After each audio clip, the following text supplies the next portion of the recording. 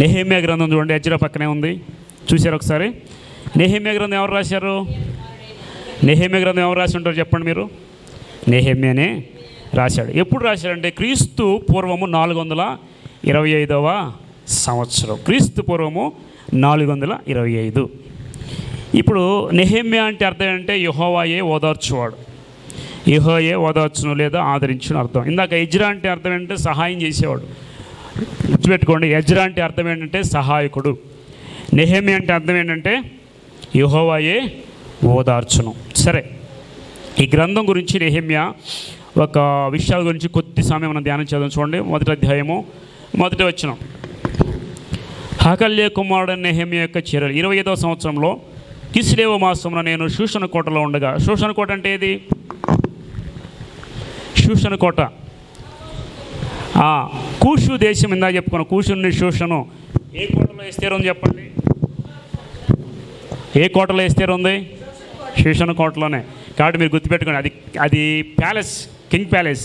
షూషణ కోటలో ఉండగా నా సహోదరులు హనానీలో ఒకడు, యూదుల్లో కొందరు వచ్చారు. ఇప్పుడు ఏంటి, ఎస్తేరు గ్రంథం అయిపోయిందా లేదా?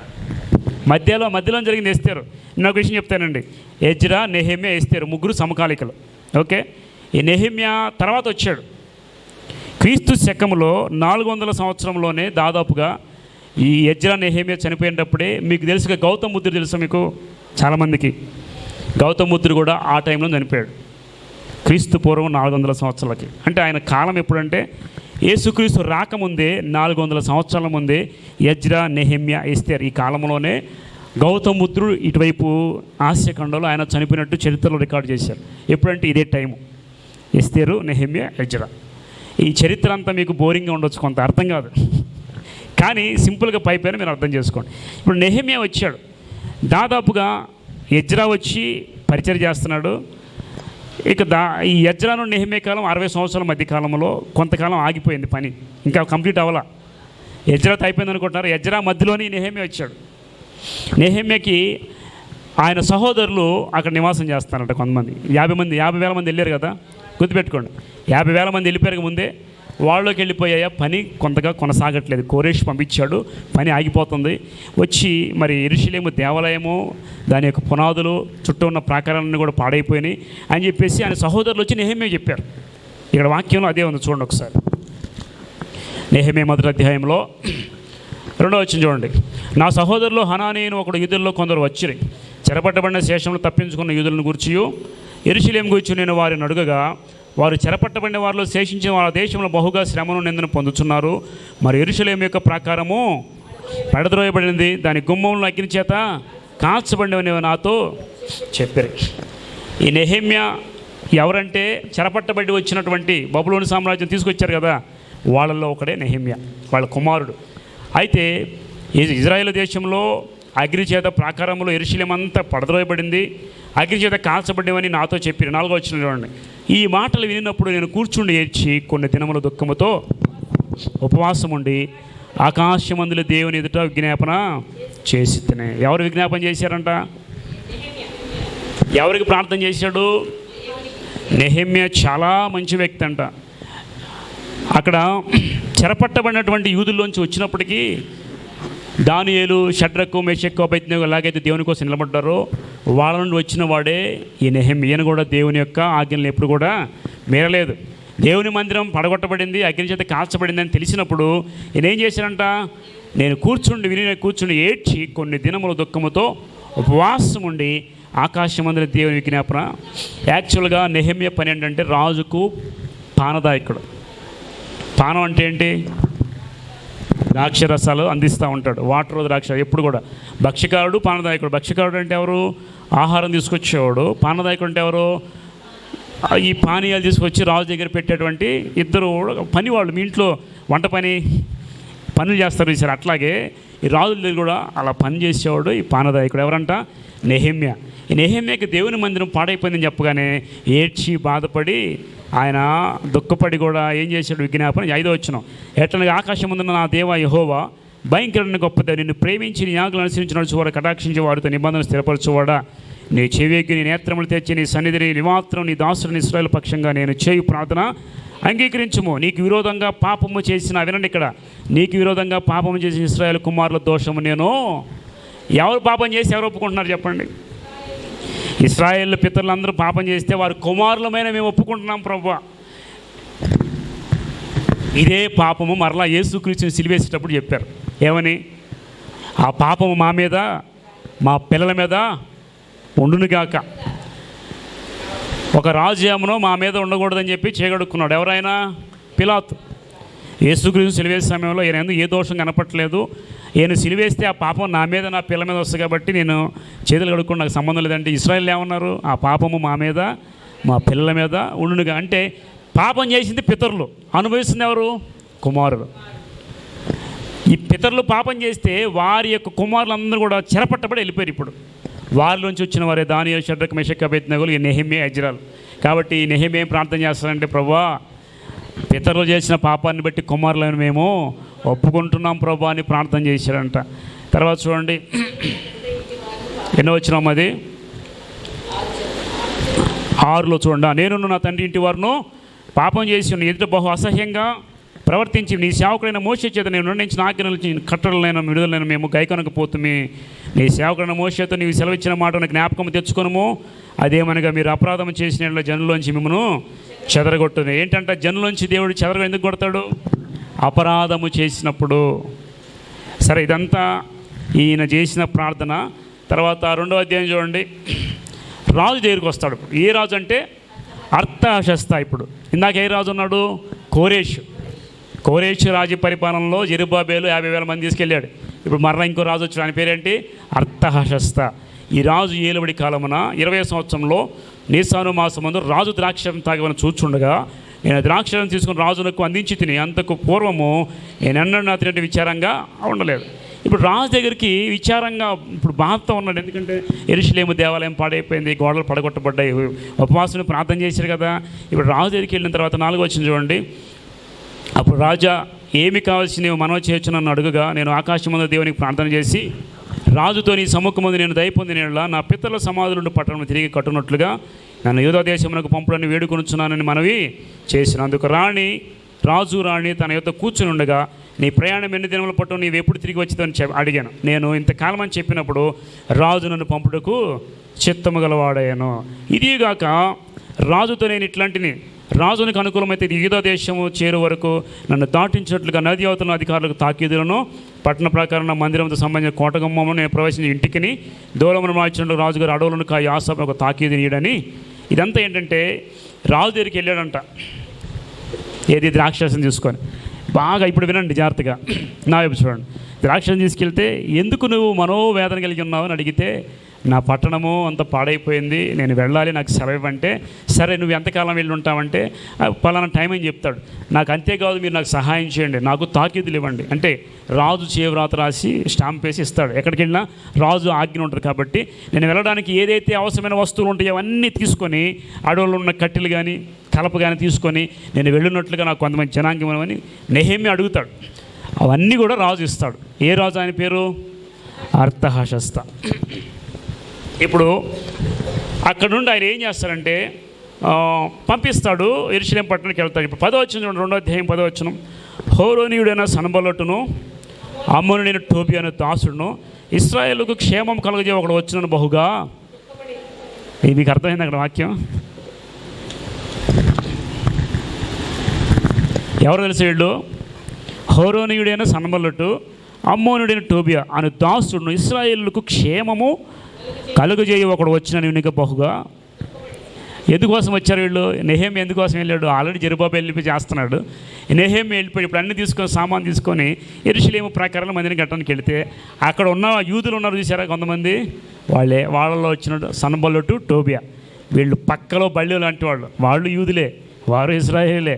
కానీ యెరూషలేము బాగు చేయడానికి వస్తే అసలు వాళ్ళు ఎంత బాధపడ్డారు చూడండి. బహుగా దుఃఖపడరు. వాళ్ళకి బాధ ఏంటో వాళ్ళ దుఃఖం ఏంటో అవుతాయి. మందిరాన్ని బాగు చేస్తుంటే ఒకడు పక్కన ఉన్నవాడు ఏం చేస్తున్నాడు? దుఃఖపడుతున్నాడు. ఇదేంట్రా బాబు, మందిరాన్ని ఎందుకు బాగు చేయడానికి వచ్చాడు? పాడైపోయి ఉండొచ్చు కదా. ఎవరైనా మంచి పని చేయదలుచుకుంటే ఏడ్చేవాళ్ళు ఎంతమంది ఉన్నారు చెప్పండి? ఇక్కడ వీళ్ళే సన్బల్లటు, టోబియా అనేవాళ్ళు కూడా ఎలాంటి వాళ్ళంటే మంచి పని చేయడానికి వచ్చిన నెహెమ్యాను చూసి బహుగా దుఃఖపడ్డారు. అయ్యో ఎందుకు వచ్చాడు బాబు. ఈ రోజుల్లో మనం చూస్తున్నారు, దేవుని మందిరం చేస్తుంటే ఎవరైనా బహుగా దుఃఖపడేవాళ్ళు ఉన్నారు. మేము చేయలేదే, వాళ్ళు చేస్తున్నారే, వాళ్ళకి పేరు వెళ్ళిపోతుందని చెప్పి బాధపడేవాళ్ళు ఉన్నారు, అసూయపడేవాళ్ళు ఉన్నారా లేదా? ఖచ్చితంగా అవన్నీ కూడా మనం చూసాం. సన్బల్లుటు టోబియా అటువంటి వాళ్ళు ప్రతి మందిరాల్లో ఉంటారు, ఉన్నారు లేదా? సన్బల్లుటు టోబియా వాళ్ళ పేర్లు గుర్తుపెట్టుకోండి. ఎవరైనా కానీ దేవునికి వ్యతిరేకంగా మందిరంలో వేస్తున్నారంటే వాళ్ళ పేర్లు ఇవే. సన్బల్లుటు వాళ్ళ పేర్లు ఏవైనా కావచ్చు, కానీ వాళ్ళ పేర్లు ఏంటి? సన్బల్లుటు టోబియా. చూడండి 12, రాత్రి అందు నేను నాతో కూడా ఉన్న కొందరిని లేచి యెరూషలేమును గురించి దేవుడు నా హృదయం పుట్టించిన ఆలోచనను నేను ఎవరితోనైనా చెప్పలేదు, మరియు నేను ఎక్కి ఉన్న పశువు తప్ప మరి ఏ పశువు నా యొద్ద ఉండలేదు. ఇది చూడండి, ఇవన్నీ కూడా తీసుకొని నెహెమ్యా వచ్చాడు. ఇప్పుడు 18వ వచనం 17 చూద్దాం ఒకసారి. అయితే వారితో ఇట్లాంటి మనం కలిగిన శ్రమ మీకు తెలిసి ఉన్నది. యెరూషలేము ఎట్లు పాడైపోయినో దాని గుమ్మములు అగ్నించేది ఎట్లు కాల్చబడిన మీరును చూచి ఉన్నారు. మనము ఇక మీదట నింద రాకుండా యెరూషలేము యొక్క ప్రకారం మరలా కట్టుదం రండి అని ఎవరితో చెప్తున్నాడు? ఆల్రెడీ 2 years కట్టి దాన్ని పక్కన పడేశారు, చాలా కాలం ఆపేశారు. ఇప్పుడు నెహెమ్యా వెళ్ళి మరలా వాళ్ళతో మరలా కడదాం రండి అని చెప్పి వాళ్ళందరినీ పిలిస్తే 18వ వచనం, ఇదిగాక నాకు సహాయం ఇచ్చేందుకు దేవుడిని కరుణాహస్తం గురించి రాజు నాకు సెలవిచ్చిన మాటలన్నీ నేను వారితో చెప్పి తినందుకు వారు మనం కట్టుటకు పూనుకుందాం రండి అని చెప్పి మంచి కార్యం చేయడానికే బలము తెచ్చుకునేది. ఎంతమంది? కొంతమంది. అయితే 19వ వచనం చూడండి. అయితే హోరోనీయుడైన సన్బల్లుటు అమ్మడిన దాసుడు టోబియాను వాడును అరబీయుడైనట్టు గెహేము ఆ మాట విన్నప్పుడు మమ్మల్ని హేళన చేసి మా పని తృణీకరించితిరి. ఏం చేశారు వీళ్ళు? ఇప్పుడు రండి అని అందరిని పిలిస్తే వాళ్ళల్లో వీళ్ళిద్దరూ చేరి అరబులతో కలిసి వీళ్ళు ఏం చేశారంటే హేళన. దేవుని మందిరాన్ని పని జరగనేయకుండా అడ్డుపడేటువంటి ఇద్దరు మాత్రం పక్కటెముకల్లాగా పక్కలో బళ్ళెములాగా నిలబడి ఆ నెహెమ్యాని ఎన్ని నిందలేసా తెలుసా? మీరంతా నెహెమ్యా గ్రంథం చదవండి, ఇక్కడంతా చదవడానికి కుదరదు, కానీ ఇదంతా చదవండి, మీకు చాలా చక్కగా అర్థమవుతుంది. ఇప్పుడు ఈ నెహెమ్యా గురించి మనం ఆలోచిస్తే ఒకటి నేర్చుకోవాలి. ఒక మంచి పని ఏదైనా చేయడానికి నువ్వు నిలబడితే ఆటంకపరిచేవారు తప్పనిసరిగా మందిరాల్లోనే ఉన్నారు. నేనండి ఇజ్రాయెల్లోనే ఉన్నారు. ఎవరు? సన్బల్లుటు టోబియా. నెహెమ్యా గురించి మనం ఏం నేర్చుకోవాలంటే ఎంతమంది ఆటంకపరిచినా ఎన్ని నిందలు వచ్చినా దేవుని పని మాత్రం ఆపలేదు. యాక్చువల్గా నెహెమ్యా గురించి ఇంకో మంచి విషయం నేర్చుకోవచ్చు. ఆయన ఎక్కడ పనిచేస్తున్నాడు? రాజు దగ్గర. అంటే ఒక సీఎం దగ్గర ఒక మంచి పక్కనే ఉన్నాడు అనుకుని ఎవడన్నా ఏదో వాడు ఊరు పాడైపోతే ఎవరికన్నా మనసు ఉంటుందా? కానీ నెహెమ్యా నా దేశం పాడైపోయిందని ఆయన దేశం పుట్టిన ఊరు మీద మమకారం ఎంచుకొని పర్మిషన్ తీసుకొని నా జాబ్ నేను చేసుకుని అనుకోకుండా ఆయన వచ్చి అనేక మంది పురుకొల్పి మందిర గోడలన్నీ కూడా కట్టించాడు. మందిరాన్ని యాక్సం కట్టించింది జెరుబ్బాబెలు. యెరూషలేము గోడలు గుమ్మాలన్నీ కూడా కట్టింది ఎవరంటే నెహెమ్యా. మీరు యెరూషలేము చూడండి. ఇప్పుడు యెరూషలేము ప్రతి ప్రాకారం కూడా దాదాపు యెరూషలేము ప్రాకారం 36 అడుగుల పైన ఉంటుంది ఒక్కొక్క ప్రాకారం. చాలా మందమైన గోడ. యుద్ధాలు జరిగినప్పుడు చాలామంది రైఫిల్స్తో కాల్చినప్పుడు ఆ గోడలకి చిన్న చిన్న రంధ్రాలు ఉంటాయి.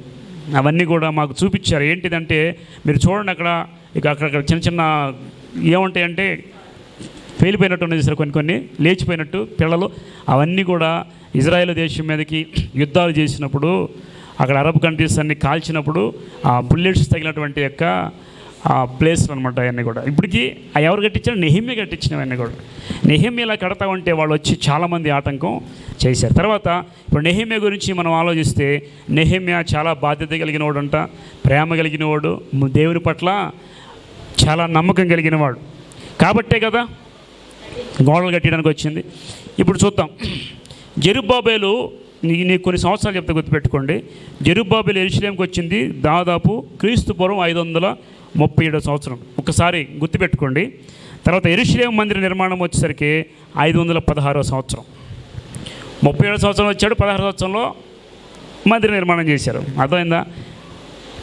537 అంటే మరలా కొంచెం దూరం వచ్చిందో కొంతకాలం అయిన తర్వాత 516లో మందిరం కట్టారు.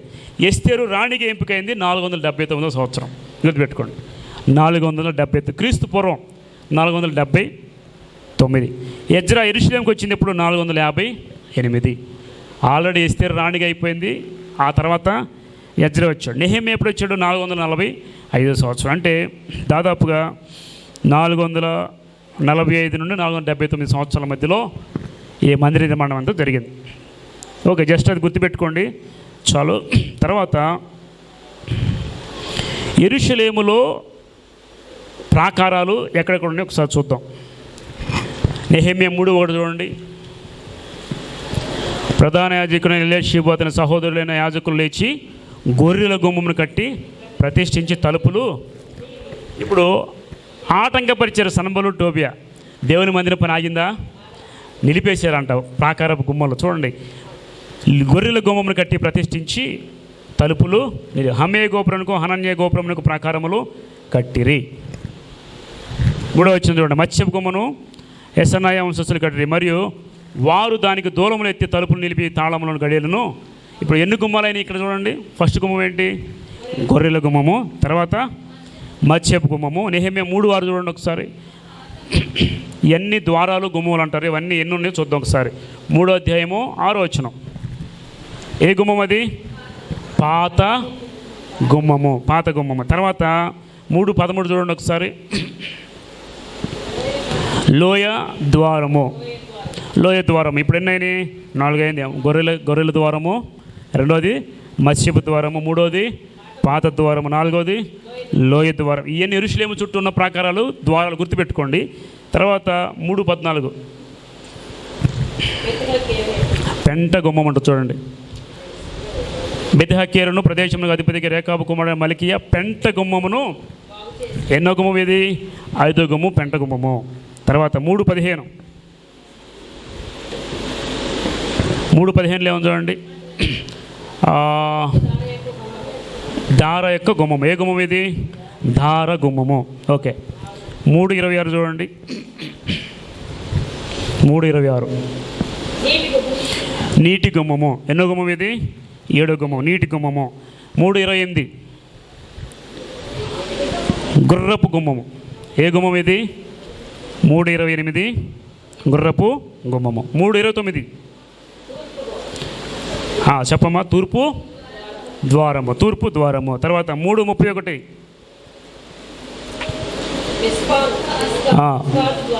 ఏ ద్వారం అది? మెప్కాదు. అదే కదా, మెప్కాదు. మా తెలుగే సరిగ్గా రాదు, ఇక్కడ అన్ని తెలుగు లెటర్ రాశారు. మెప్కాదు ద్వారం. ఇప్పుడు మొత్తం ఎన్ని ద్వారాలు అయినాయి తెలుసా? 10 ద్వారాలు అయినాయి. యెరూషలేము వినండి జాగ్రత్తగా ఒకసారి, నా వైపు చూడండి. యెరూషలేము అంతా ఎలా ఉంటుందంటే, ఇదిగో ఈ చుట్టూ ఈ రూమ్కి ఎలాగైతే గోడలు ఉన్నాయో, ఒక గుమ్మము 2 గుమ్మాలు ఉన్నాయి దీనికి లోపల రావడానికి. లోపల ప్రార్థన జరిగించుకుంటున్నాం మనం. అలాగే యెరూషలేము పట్టణం కూడా లోపల మందిరం ఉంటే యెరూషలేము ప్రాకారాలన్నీ ఉంటాయి లోపలికి ఎంటర్ అవ్వడానికి. ఒక్కొక్కటి మొత్తం 10 ద్వారాలు ఉన్నాయి. ఒక్కొక్క ద్వారం పేరేంటి? గొర్రెల ద్వారము, మత్స్యపు గుమ్మము. మీకు ఒకటి తెలుసా? బెతెస్దా కోనేరు దగ్గర ఒక కోనేరులో కడుక్కొని వాళ్ళు ఇంకో ద్వారం గుండా లోపలికి వెళ్ళిపోయాడు. మత్స్యపు గుమ్మం అని. యెరూషలేముకు రావాలి అంటే ఈ గుమ్మంలోంచి ఎటుండే రావచ్చు. యెరూషలేము పట్టణం చుట్టూ ప్రాకారాలు, గోడలు, గుమ్మాలు. కాబట్టి మీకు ఒక యెరూషలేములో ఒక ద్వారం మూసివేశారు. యేసుక్రీస్తు యెరూషలేము దేవాలయానికి వచ్చేది దాని నుండి వచ్చేవాడంట. ఒక గేట్, గోల్డెన్ గేట్ అంటారు, గేట్ అది. ఆ గేట్లోంచి లోపలికి వచ్చాడు, దాన్ని మూసివేశారంటే యేసుక్రీస్తు వచ్చినప్పుడు మరలా రెండోసారి ఆ ద్వారం గుండా వస్తాడు. గుర్తుపెట్టుకోండి, యెరూషలేములో నెహెమ్యా కట్టిన ద్వారాలన్నీ 10. ఆ కట్టిన రాయి ఇప్పుడు కూడా ఏది కూడా కూలిపోలేదు.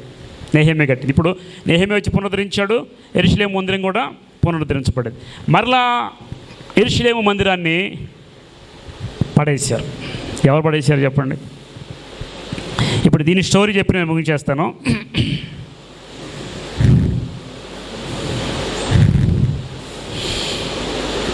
మొదటి మందిరం కట్టింది ఎవరు? సొలొమోను రాజు. మొదటి మందిరం కట్టింది సొలొమోను రాజు. సొలొమోను రాజు కట్టిన తర్వాత ఎవరు పడేశారు దేవుని మందిరాన్ని? ఎవరు? బబులోను రాజు. ఎవరు? నెబుకద్నెజర్. అంటే వినండి జాగ్రత్తగా, సొలొమోను మందిరం కట్టిన తర్వాత కొంతకాలము రాజులు పరిపాలన చేశారు.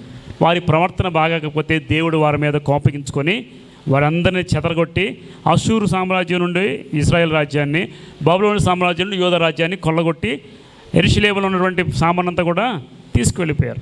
వెళతా వాళ్ళు యూదా సామ్రాజ్యం నుంచి కొంత తెలివిగల వాళ్ళని తీసుకెళ్ళారు. అందరిని కాదు, గుర్తుపెట్టుకోండి, బానిసలుగా తీసుకెళ్ళారు. ఎవరిని? కొంతమంది అక్కడే ఉన్నారు కానీ బాగా మంచి టాలెంట్ కలిగిన వాళ్ళందరినీ కూడా తీసుకొని బానిసత్వంగా తీసుకెళ్ళినప్పుడు వాళ్ళు దానియేలు, షడ్రకు, మెషక్, అబేద్నెగో, యెహెజ్కేలు, నెహెమ్యా, ఎజ్రా వీళ్ళందరూ అక్కడే పెరిగారు. దాదాపు 70 సంవత్సరాలు బానిసత్వంలో ఉన్నారు. ఎన్ని సంవత్సరాలు? 70. అంటే మందిరం ఒక్కసారి కొల్లగొట్టబడింది. ఓకే, ఇప్పుడు వీళ్ళు వచ్చి మందిరాన్ని మరలా పునరుద్ధరించారు. యెరూషలేము దేవాలయం, యెరూషలేము గోడలను కట్టుకున్న తర్వాత క్రీస్తు పూర్వం 400 సంవత్సరాలు కదా. ఓకే, యేసుక్రీస్తు వచ్చేంతవరకు మందిరం అలాగే ఉంది. గుర్తుపెట్టుకోండి, యేసుక్రీస్తు మరలా వచ్చి పరిచయం చేసే మందిరం అలాగే. యేసుక్రీస్తు ఒకరోజు వెళుతూ శిష్యులతో మందిరం చూసి ఎలా కట్టారో అని శిష్యులు అంటారు. ఒక రాయి మీద దేవుడు అంటాడు, దాన్ని పడగొట్టండి, 3 రోజులు కడతాను. రాయి మీద రాయి కట్టబడి చూసి చాలా మంచి కట్టడమే అనుకున్నారు వాళ్ళు. కానీ యేసుక్రీస్తును సిలువేసిన తర్వాత వీళ్ళు ఏమన్నారు? ఆ పాపం మా మీద, మా పిల్లల మీద ఉండులాగున ప్రార్థన చేసుకున్నారు. వాళ్ళే శాపం తెచ్చుకున్నారు. యేసుక్రీస్తు సిలువేశారు.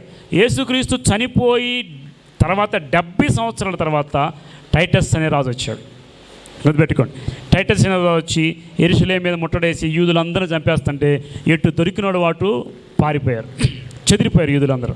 ఓకే, యూదులందరూ చెదిరిపోయారు కదా. అంటే మందిరం రెండోసారి కొల్లగొట్టబడింది. అంటే ఒకసారి కట్టాడు సొలొమోను, బబులోను సామ్రాజ్యం కొల్లగొట్టింది. మళ్ళీ ఈ నెహెమ్యా, ఎజ్రాలందరూ పునరుద్ధరించారు. రెండోసారి టైటస్ అని రాజు వచ్చి కొల్లగొట్టాడు. ఇప్పటి వరకు కూడా వారికి మందిరం అనేది లేదు. 3వ మందిరం కట్టబడుతుంది. అదే 3వ మందిరం అంటే మందిరం చరిత్ర. ఆ 3వ మందిరం కట్టబడితే యేసుక్రీస్తు రాకడ వచ్చినట్టే. ఇప్పటివరకు యెరూషలేములో యూదులకి మందిరం లేదు. కానీ సొలొమోను కట్టిన రాజు ఎప్పుడైతే మందిరం కట్టాడో ఒక ద్వారం, ఒక గుమ్మం మాత్రం అలాగా నిలబడింది. దాన్ని వెస్ట్రన్ వాల్ అంటారు, దక్షిణపు గోడ. ఓకే, ఆ గోడకి ఇప్పుడు కూడా అందరూ వెళ్ళి ప్రార్థనలు చేస్తూ ఉంటారు. ఏడుపులు గోడ అంటారు దాన్ని. ఈ మందిరం గోడకు ఆనుకొని మరలా 3వ మందిరం కట్టబడింది. 3వ మందిరం కట్టినప్పుడు దేవుని రాకడ వచ్చేస్తుంది. ఇది దాని యొక్క హిస్టరీ. ఇప్పుడు చెప్పండి, ఎజ్రా గురించి మీకు అర్థమైంది కదా. ఎజ్రా ఎవరు? శాస్త్రి. ధర్మశాస్త్రం బోధించి అనేక మంది దేవుని దగ్గర చేసి పరిచర్యను నడిపించాడు. నెహెమ్యా వచ్చి ఏం చేశాడు? నెహెమ్యా కూడా అదే టైంలో వచ్చాడు. యెరూషలేము మందిరం పునరుద్ధరించబడిన తర్వాత యెరూషలేము ప్రాకారాలన్నీ కూడా నిలబెట్టి కట్టించాడు నెహెమ్యా. ఓకే, ఎజ్రా, నెహెమ్యా చరిత్రలో, హిస్టరీలో ఇంతవరకు పునరుద్ధరించబడింది, ఇంతవరకు లిఖించబడింది.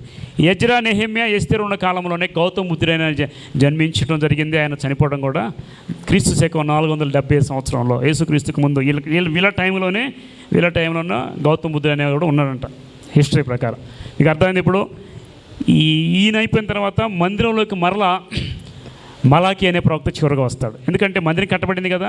ఈ మందిరం పునరుద్ధరించబడిన తర్వాత మీరు అందరూ ఇచ్చి దేవుని మందిరాన్ని బాగు చేసిన తర్వాత అందులో ధననిధి ఉండాలని మలాకి వచ్చి ప్రకటిస్తాడు. అంతటితో పాత నిబంధన క్లోజ్ అయిపోయింది. దాదాపు అక్కడ నుండి న్యూ టెస్టమెంట్ వరకు కొన్ని సంవత్సరాలు, 100 సంవత్సరాలు దేవుని ప్రవక్త లేడు, దేవుడు లేడు, మనుషులు ఇష్టానుసారంగా జీవించారు. తర్వాత యేసుక్రీస్తు వస్తాడు. ఇది పాత నిబంధన యొక్క హిస్టరీ. దేవుడు ఈ మాటలు దీవించి ఆశీర్వించి ఫలింపు చేయనుగాక. ఆమేన్.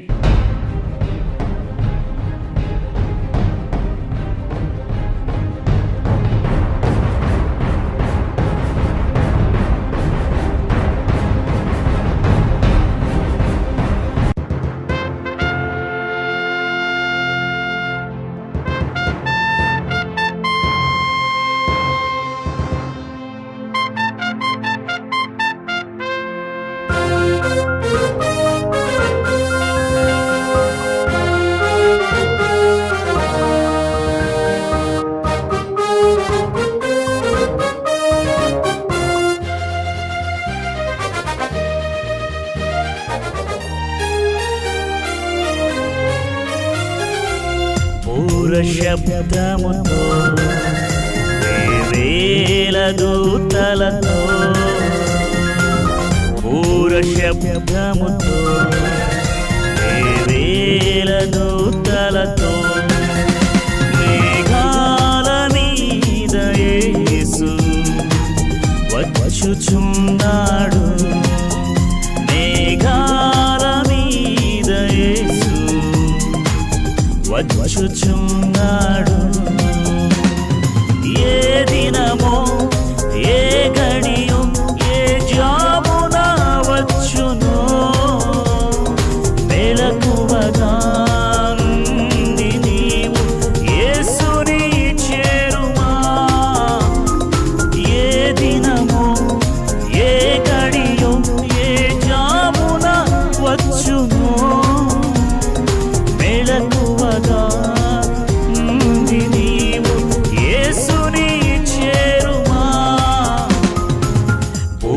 శబ్దముతో వేవేల దూతలతో బూర శబ్దముతో వేవేల దూతలతో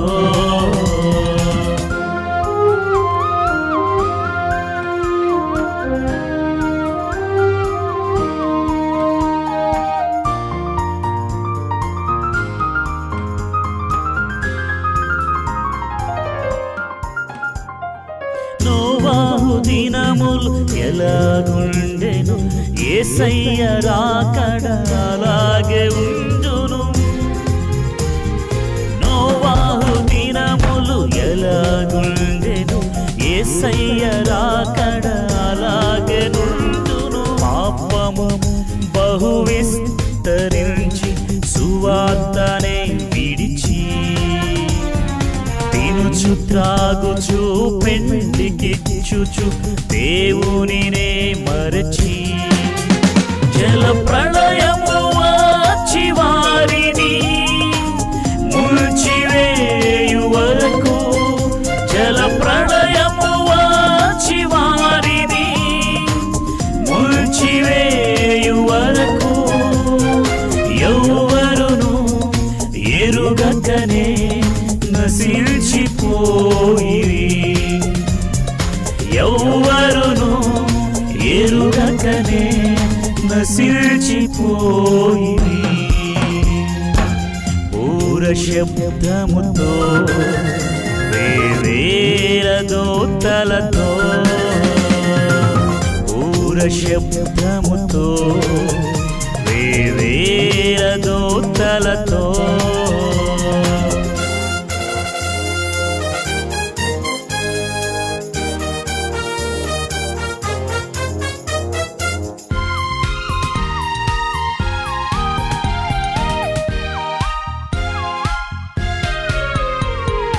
రెప్పపాటులో ఉన్న చోటుని ఎత్తబడెదవు సిద్ధపడినచో,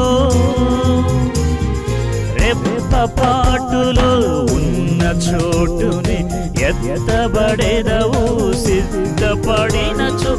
ఏడేండ్లలో ఆశ్రమలలో చిక్కబడెదవు నీవు, విడువబడినచో ఎంత ఏడ్చిన తప్పించుకోలేవు.